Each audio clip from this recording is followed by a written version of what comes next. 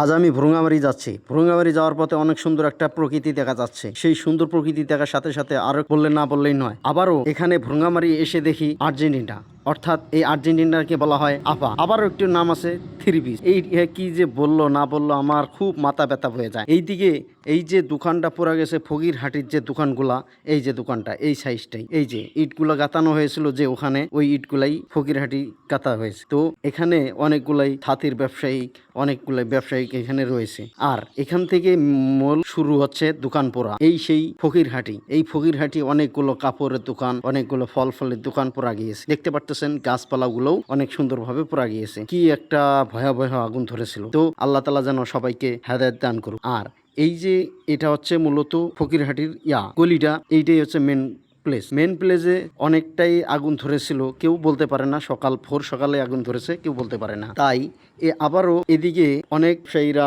আছে, এদিকে কোনো ক্ষতি হয় নাই। আর এই যে এখানে যে ছাতা মাতা রয়েছে অনেকগুলা, তো আসলে আমি বিকালে গিয়েছিলাম, অতটা দোকান খোলা ছিল না বৃষ্টির কারণে, হয়তো প্রচুর বৃষ্টি ছিল সেদিন। এক চাচা বাদাম বিক্রি করতেছে, বিক্রি করতে করতে অনেক দূরে এগিয়ে যাচ্ছে। তাই আবারও আমি রওনা দিলাম জামতলা মোড়ে। একটু কাছাকাছি চলে আসছি আমি জামতলা মোড়। এই যে একটু আম বিক্রি করতেছে এক কাকা। এখানে অনেকগুলা লোক যাচ্ছে তাদের বাড়িতে, হয়তো আত্মীয় স্বজনের বাড়িতে যাচ্ছে তারা। আর আমি ইতিপর্যায়ে জামতলা মোড়ে এসে বললাম। দেখতে পারতেছেন এইটা হচ্ছে মেন জামতলা, এইটাই হচ্ছে সেই জামতলা মোড়। আগে ছিল জামতলা মোড়, এখানে একটা জামতলা ছিল।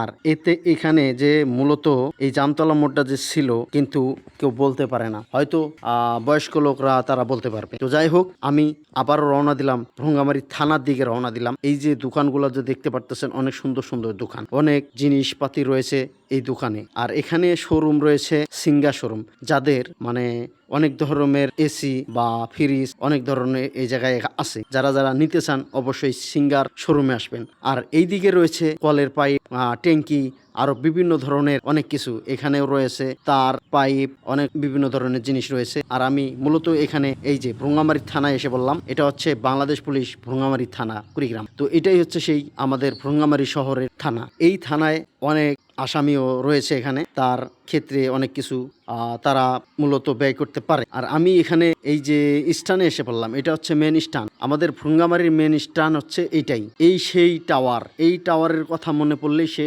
পৃথিবীর মানুষ সবাই বলতে পারবে যে এটা স্থান, এটি হচ্ছে একটা স্থান, আমাদের ভ্রুঙ্গামারির স্থান। আর আমি মূলত বেশি কথা বলি না, অনেকটাই ভিডিও কাছাকাছি চলে এসেছি আমি শেষ প্রান্তে। আর আমি এদিক দিয়ে যে যাচ্ছিলাম, হঠাৎ করে দেখতে পেলাম এই ভিউটা অনেক সুন্দর দেখা যাচ্ছে, সেই কারণে হয়তো একটু ভিডিওটি বেশি লং করে ফেললাম। তো এই যে প্রকৃতিটা অনেক সুন্দর দেখা যাচ্ছে, দেখতে পারতেছেন। এই যে এখানে হচ্ছে নীল রঙের বাড়ি। এখানে আমি এর আগে এসেছিলাম, কিন্তু এখানে বাড়ি ছিল না, অনেক বাড়ি হয়ে গেছে। এই যে দোকানপাটও কিন্তু ছিল না, অনেক সুন্দর সুন্দর বাড়ি রয়েছে এখন। আমি যে সময়টা গিয়েছিলাম ওই সময় বাড়ি ছিল না, ক্ষেত ছিল, ধান আবাদ করত, অনেক বিভিন্ন ধরনের আবাদ করত তারা। আর এইদিকে যে বাড়িগুলো দেখা যাচ্ছে, এইটা কিন্তু এখানে একটা অনেক বাঁশ যে বাঁশগুলো লাগানো আসলো, ওই বাঁশগুলো ছিল, বাঁশ কেটে বাড়ি করছে তারা।